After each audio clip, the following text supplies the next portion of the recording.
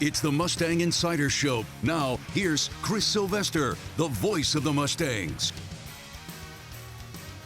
All right, we are embarking on another year of Cal Poly Athletics as we welcome you to Mustang Insider. This is kind of our kickoff show, so to speak, as we look towards the 24-25 year. Kind of hard to believe we're this far along, about halfway through August all of a sudden. That means we're getting busy on the pitch, we're getting busy on the gridiron, getting busy in volleyball, cross country, and it should be another great year of Cal Poly Athletics, fresh off winning the Big West Commissioner's Cup last year. And I mean, no better place to start, right, than women's soccer. They're getting their regular season started this week. You'll get a chance to see them at Spanos Stadium, Mustang Memorial Field at Spanos Stadium, right, Coach? I mean, that's kind of what we're calling it these days.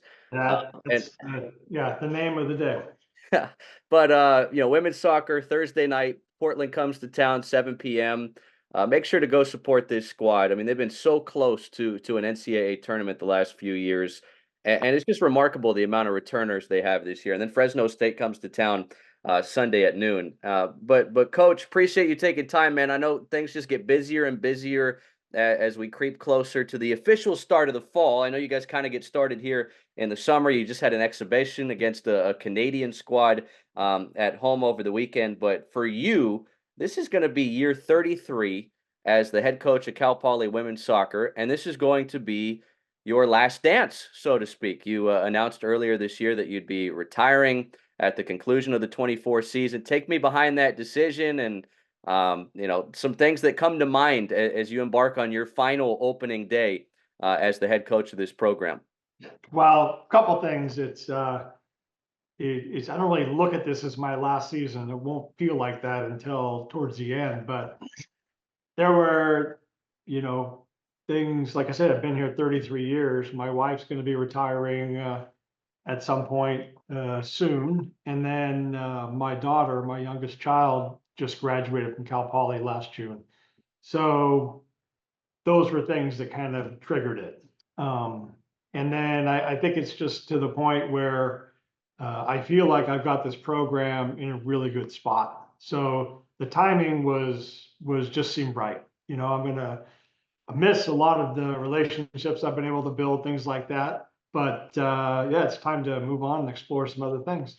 Well, you are 23rd nationally in career victories among active Division I head coaches, 10 regular season conference championships. You guys obviously a big part of that Big West Commissioner's Cup in the 23-24 year. Heavily decorated. You've had a terrific career, and I know you're not the type of guy to pop out and pat yourself on the back. But as you look back at the last 3+ decades, how much has college sports and women's soccer changed just in terms of how you recruit, the popularity, the type of student athlete you recruit? I'd imagine things are so much different than when you were embarking on your first season more than 30 years ago. Well, I think, the biggest difference is now we have social media, the internet, cell phones, things like that. When I tell my team, when I first started, I had a phone and I went and bought an answering machine and plugged it in, and I wrote letters by hand, and I received letters that were handwritten, and so it wasn't as rushed. And those were back in the days when things were black and white, I guess. Now it's just a different vibe. Email, everything's swamped. There's all the FOMO, FOPO, all these things. So it's just a different kind of level of attention spans, things like that. But through the years, we've always been able to find good student athletes that want to come to Cal Poly, get an education, and get a good experience playing soccer. And we've been pretty successful with that. So that really hasn't changed. It's just the amount of attention we need to spend in other places. Can't forget, soccer's a simple game, and we just want to kind of keep it that way. But you get kind of immersed in all the other stuff. So it's kind of trying to stay out of the stuff and just focus on what's important, which is the team and the players. Well, let's talk about this team, man, because our sports information director extraordinaire, might I add, Dylan Green, I think he reached out to just about every other SID in the country to figure this out. But you guys have rostered 39 players this fall, and 30 of them are coming back from your 2023 squad. That is the most in the country. You're talking about well over 300 Division One programs among those that support women's soccer at the Division One collegiate level. 12 seniors in this group. Can you recall having this much back from year to year in your 33 seasons? Well, I can't. I never actually thought about it in those terms. It's just one of those things where I think last year's senior class, I think at one point we started with 7 and then went to 6.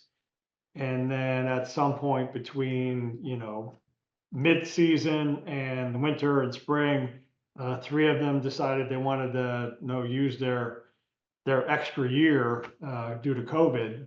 And so those 3 came back, and the recruiting process kind of we're still working through the COVID years. But so we had a large roster, but with the large roster, there's we have injuries. So we're down to about 30, I think, truly healthy, 32 truly healthy players. 4 of them are goalkeepers.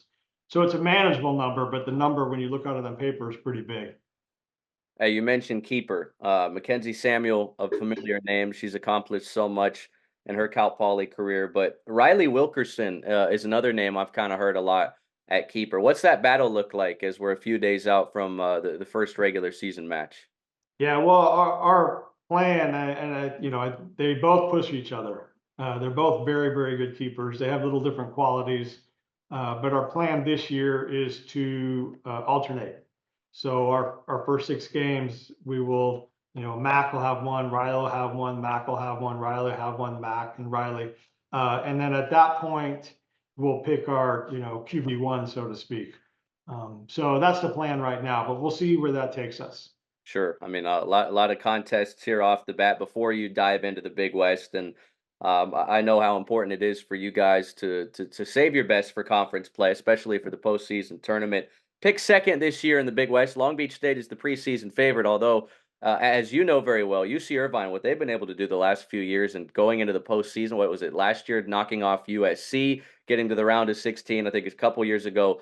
Um, Against UCLA and knocking them out. So obviously, great prowess coming from Big West women's soccer. This is by no means a pushover league where you win the conference title and then you go lose by 4 goals in the first round of the NCAA tournament. You guys obviously feel like this conference is as good as just about any conference here out west now, especially no more Pac-12. So there's one fewer conference to really pick from as a true West Coast league. But when you look at the Big West this year, and it's interesting because all the success I just mentioned that Irvine's had, they're slotted 4th in the preseason poll. It's you guys in Cal State Fullerton predicted 2nd. Long Beach State, the preseason favorite. What are your thoughts? Your early scouting reports on the Big West? What's it going to take to win this conference? Well, I think the Big West, in all honesty, is one of the probably most underrated conferences in the country. We're geographically, we're in an area where, yeah, we've got UCLA, Stanford, USC, all these, top ranked schools, and tend to get overlooked a bit, but we've been very successful out of conference for a lot of it. As far as the pre-conference racing, you telling me that's the first I've heard of it. I haven't paid attention to it. And I usually don't because no one's played the game yet. But every conference game is important because there's no automatic wins anymore. There used to be years ago, 2 decades ago, teams you knew you were going to win. Now every game's a battle, so it's going to be tight up until the end, I think. And to win the conference, we just have to be our best, and we got to be on it every single day. And if we can do that, we've got the players, a good returning group, a big senior squad that can get it done. But we just have to do the work.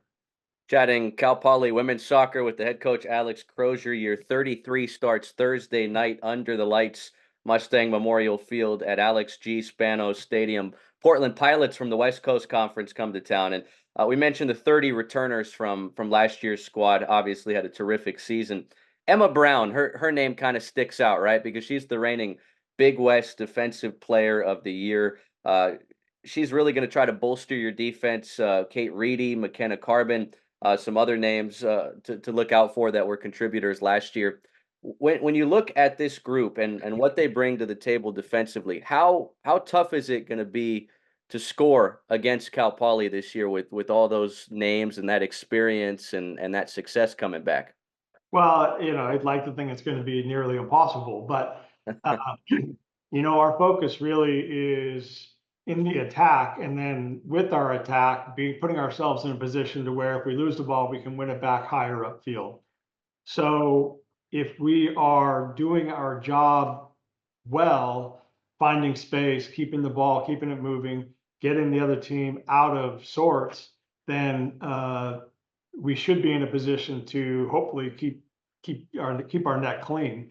So it's not so much like we're working on defending; we're working on attacking with the defending aspect of it. So if we're doing a good job in our attack, then our defending and our keeping the goal clean will come a little bit easier. I thought one of the great individual performances you got last year was from Annika Smith, had a hat trick in a game. She was a freshman last fall. She'll be a sophomore this fall. And I think a lot of coaches will tell you that you always look for that biggest jump, that biggest leap in between freshman and sophomore year. After seeing what she was able to do in her first college season, what are the expectations for her, with a little more experience under her belt coming into this new campaign? Well, I think she had a couple of fantastic games last fall, and she still has not reached her potential yet. She had a great winter and spring and preseason. She's playing pretty well. Didn't get anything for us in the exhibition game, but she only played a half. But I think she's a fantastic player. She's a little deceptive, and she has a nose for the goal. So we're hoping that she's a big contributor on that side. New locker room. I thought that was a really cool video a few weeks ago, and you guys officially popped that thing open, and that's got to be special for you. Kind of, going into your last season, almost like, hey, leaving this place a lot better than when I first got here 33 years ago. But how important is that going to be just for the future of this program and recruiting, and just making these players feel comfortable and at home, and have something cool of their own to show off? I mean, I think Cal Poly's done such a great job in recent memory upgrading facilities, whether it be practice or actual playing fields. But that new locker room, man, that thing is legit. Had a chance to stop by there a few days ago, and I mean, it's really just a state of the art. I'd imagine not many other Big West schools have a new locker room that looks as good as that thing.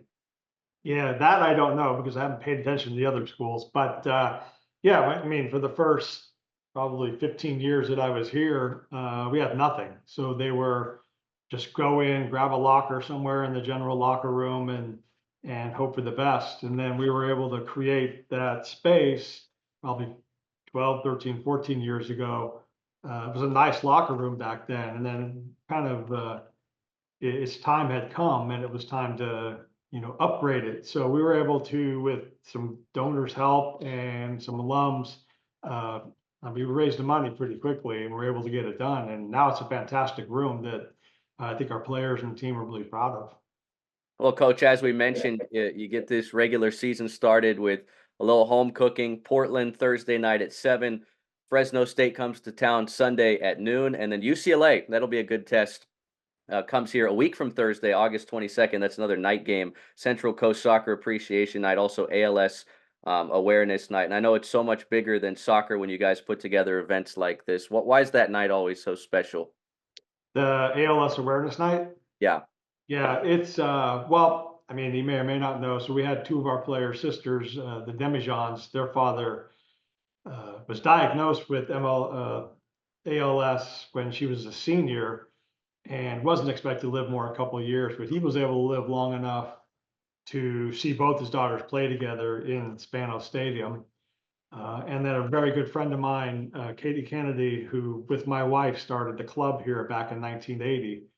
Her brother passed away, I don't know, 11 years ago from ALS. And so she's been a big proponent of this. And she started this bike ride event to raise money. And this is probably the fourth year that it's happened. And so our team spends the whole day. We don't practice. Our team goes out and volunteers for the event to try to raise money for ALS awareness and hopefully to kill that disease. It's just terrific and so much bigger than soccer and the game itself. Obviously, UCLA, a terrific opponent to have up here. Getting a home game against a Big Ten squad, like when Iowa came to town a couple of summers ago. We remember that in mid August. Hey, before you head out on the road after these 3 home matches, you got Sac State Pacific on the road end of August. Early September, your first games away from the Central Coast. What are you hoping to see from this group after those 3 home matches? Like, how do you get into a rhythm before you got to go play in a couple road environments?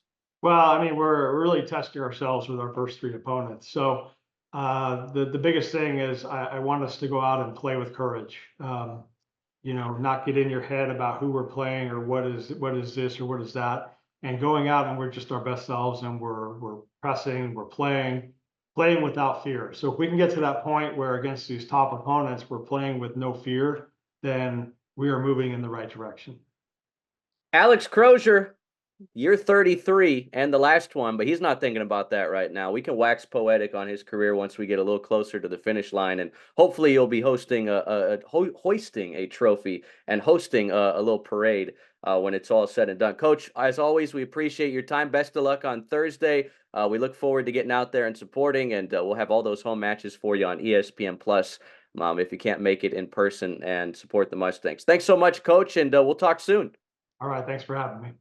All right, great to hear from Alex Crozier. Kind of hard to believe that his terrific career is coming to an end when it's all said and done. But man, 30 returners, all the all-conference selections from last year coming on back, and the defensive player of the year, Emma Brown. Cal Poly women's soccer going to be a hot ticket this fall. Hey, over the next few weeks, we'll be diving into all the Cal Poly fall sports. Yeah, we got football coming back, men's soccer as well. They will open up their home schedule in early September. Women's volleyball, let's not forget about Caroline Walters' bunch. They'll actually have some pre-conference home matches, little tournament final weekend of August here. Arkansas and some other big name programs are coming here to the Central Coast. Always fun to pack Mott Athletic Center and support the volleyball squad. Of course, cross country, man. We're a powerhouse in cross country. Big West Commissioners Cup. We're coming for that repeat. Until the next time, stay with us here on the Cal Poly Athletics YouTube channel. Make sure to like and subscribe.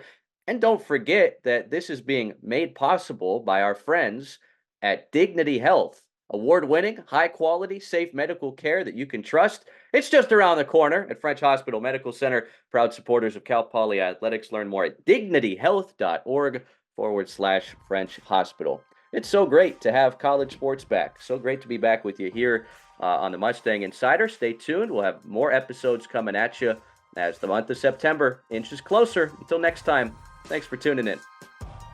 This has been the Mustang Insider Show. The preceding has been a Learfield's presentation on the Cal Poly Sports Network.